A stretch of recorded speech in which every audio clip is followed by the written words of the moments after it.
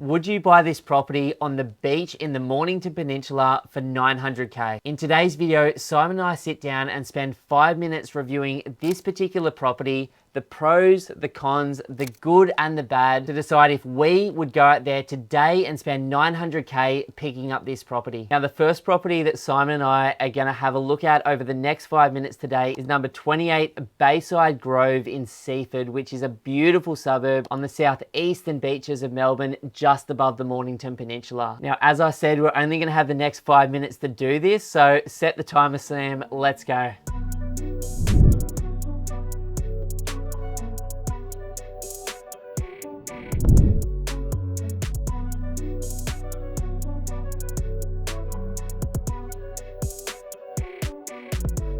Beautiful, bro. Well, you know, I've always said that I can analyze any suburb or property in 2 minutes, and now I know I lied. It took me like 4 minutes and 54 seconds to do it. It took me 2 minutes for sure. Like this was a real quick one for me after a little bit of research into it. But you know, there is some positives, obviously, but there was far more negatives from my perspective. But what were some of the things that you found that you liked about it? Cool. So the approach that I took was to look at the data first, then the position in the suburb, then the block, then the home. And that's sort of the approach that we take as a business. Now, the advantage that I had today over you is I spent a shitload of money with a dude from the UK to build a coder from the UK to basically build something that no one else in Australia has access to, which is all of these suburbs and all of the data in real time whenever we want. Now, why I'm the only one using it today is I wanted to show people the advantage of having access to information to make a decision.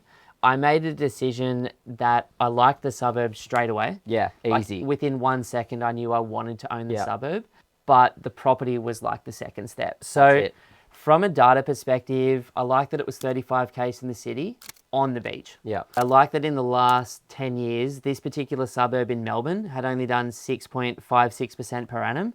Now, you and I are history geeks. We know that Melbourne's averaged 9.5% according to Homely. 3% less per year, that's a lot. But when I look at the 8-year data, not that I have it, but when I take out the 15 and 16 data points where Melbourne did 50%, this suburb would have done less than 5%, which is why there's blood in the water in Melbourne right now. Yeah, you look at the last 3 years and it did what, like 8% or something as well? Yeah, well, this is the cool thing. This area has taken a full-on bath in the last 3 years for two reasons. One, interest rates went up and there's a lot of holiday homes down there. And Airbnb absolutely iced the Mornington Peninsula and basically Victoria and said you can't do it. So all of these homes came on. So it's actually done minus 6% in the last 3 years. And it's done negative in the last 12 months as well. But you and I are buying it at the moment and it's probably done 40K in the last month. Like it is starting to crank. Yeah, it turns around way quicker than we both expected. But I guess that's a modern age, 2025. Everything changes so quickly. So many buyers agents out there that have gone, wait a minute, it's so cheap in Melbourne right now. We've got to jump into it. For sure. And so then I looked at the average house price. This one's selling above it. I like the fact that the suburb had 234 sales in the last 12 months, which means if I want to revalue or resell, 100% can get that done. The time on the market's coming down. So that says to me that there's demand and the DSR score is right in that sweet spot. Incomes are okay. A lot of retirees down there pulling it down. 32% renters, which is acceptable. So for me, this property got the thumbs up for the suburb. Yeah. And that's about all it got, as I'll explain later. But what about you? How'd you look at it first? Yeah, I looked into, obviously not the data, didn't have that in front of me for today. So I was more honing into the suburb and the property itself. So for me, what I loved about it was, the suburb, obviously being beachside, being so close to the city. It's actually only a 50 minute drive to the city, which is pretty damn close when you think about that. So that's a mistake that I made. I didn't look into Google and go, how far is it? Obviously, at this time of the day recording this, it's not peak hour. But, exactly. It's still fresh. Like if you're in there 2-3 days a week, you can do it. But what blew my mind is how average the public transport is. It's an hour and a half to get to the city via public transport from Seaford train station. So like, we're looking at areas in West Melbourne that are, similar distance to the CBD, but public transport is so much better. So I think a bit dated down there, and that's something that held me back a little bit. But This particular property was only 800 meters to the beach, but because it's a beachside suburb, most properties are within sort of 2Ks. But it was less than an 800 meter walk to the beach from this property, which is obviously insane to think that you can do that, you know, less than 35Ks to the Melbourne CBD, and also so damn close to the beach. Like, you think about that in Sydney, you think about that in Brisbane and even Perth, it's like still undervalued, still affordable. So under $1 million to do that in Melbourne, it's like, what's going on? Like, that's unusual. But for me, like, just diving into the property, there's a fair few red flags from my perspective. So if we look at the property itself, you know, it's backing onto shops, and so it's going to be a little bit noisy. It's not going to have too much owner-occupier appeal. It's obviously one rooftop from the train line as well, so you're going to hear that train coming by all day, every day, and that reduces the owner-occupier appeal as well. Sitting on an odd-shaped triangular block as well, so whilst you've got a massive 950 square metre block of land, the majority of it isn't usable because of the shape of the block as well. So those three things for me personally just immediately ruled the property out, because I know the same money can get me into that suburb. Maybe I have to sacrifice that proximity to the CBD. I'd be more than happy to go 1.5 Ks from the city, from the water, to get on a quieter street, away from the shops, away from the train line, and onto a better shaped block as well. Yeah, I love that. Like I said, the same things in the position. Like, an immediate no for me, for any client or myself, is being a rooftop to the train line.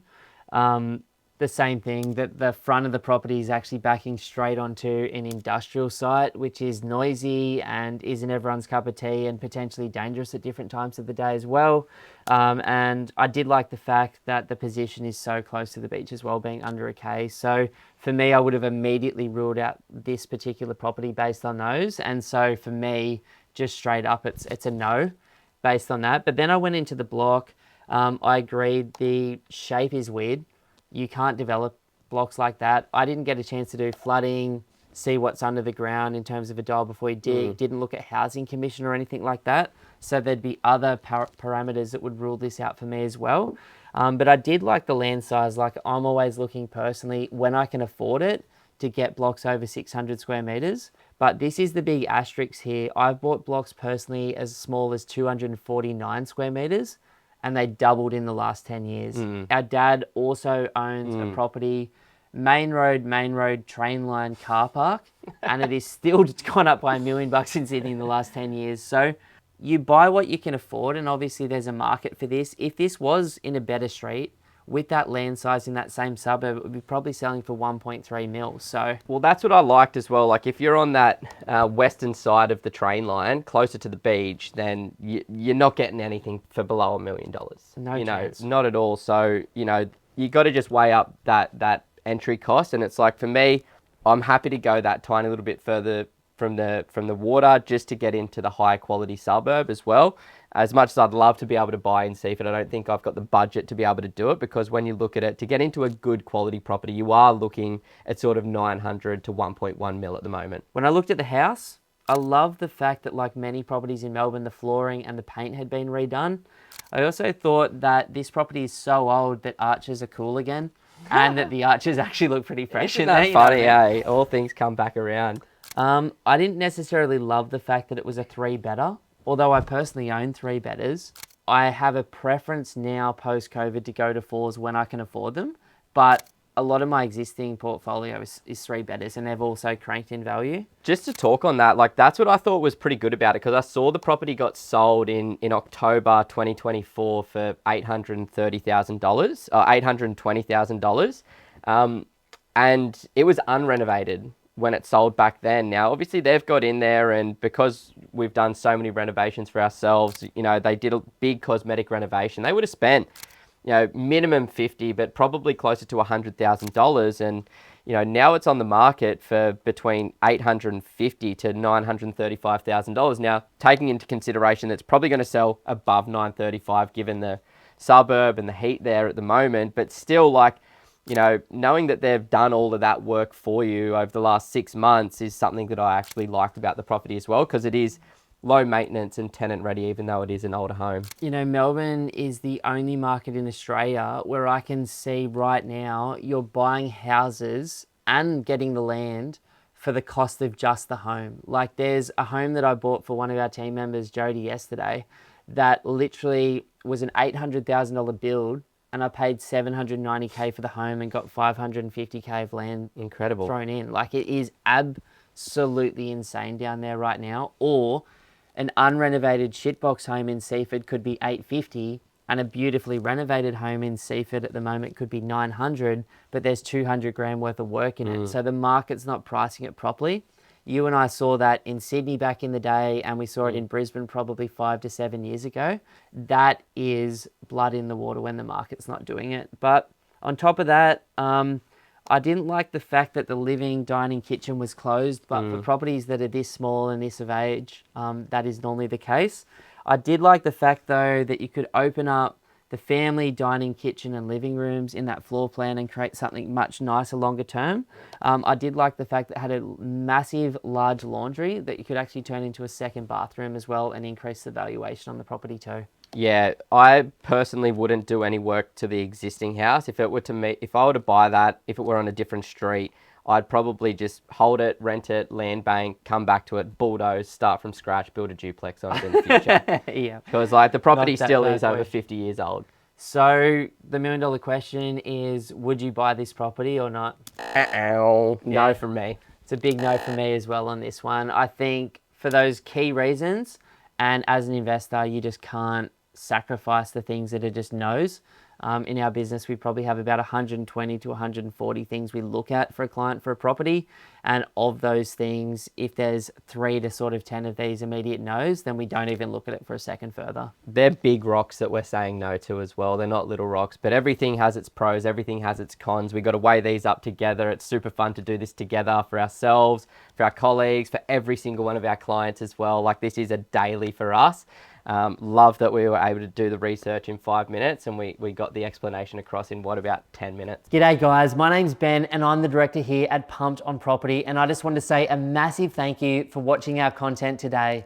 Now, if you're thinking about buying an investment property in the next 3 to 12 months, then the team and I would love to offer you a one-on-one strategy session. In that session, we can talk about exactly where you are right now, where you'd like to be longer term, and we can deeply educate you on the Australian market. And then you can take that information and go and absolutely smash it on your own, or potentially become one of the small number of clients that we work with each week. To book your session, all you have to do is go to www.pumpedonproperty.com and click that book your free strategy session button. But either way, we wish you all the best on your journey as an investor to financial freedom.